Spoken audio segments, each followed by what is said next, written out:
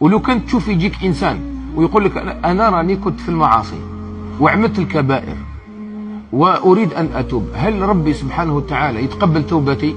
وتقول له انت يا ربي عز وجل يقول، ربي سبحانه وتعالى يقول قل يا عبادي الذين اسرفوا على انفسهم، ماشي داروا المعاصي برك، اسرفوا داروا بزاف حوايج. اسرفوا معناتها كلمه دخل فيها واش حبيت انت، يعني اسرفوا على انفسهم معناتها كلمه هذه اسرفوا على انفسهم معناتها روح انت جيب لي التاريخ تاعك دخلوه هنا يقول لك يدخل عادي. واش درت؟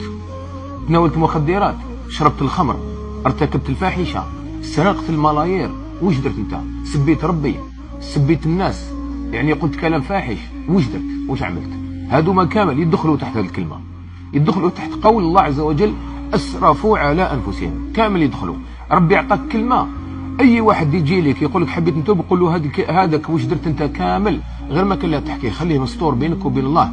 واش راح تقول لي؟ راح ندخلوا انا في كلمه اسرفوا على انفسهم. لا تقنطوا من رحمه الله، ما نقنطش من رحمه الله، يغفر نعم، ان الله يغفر الذنوب جميعا انه هو الغفور الرحيم. لا انا ولا امام واحد اخر ولا عالم واحد اخر ولا طبيب ولا استاذ ولا مستشار ولا واحد يدخل روحه في المغفره تاع مولانا، هو اللي يغفر الذنوب جميعا.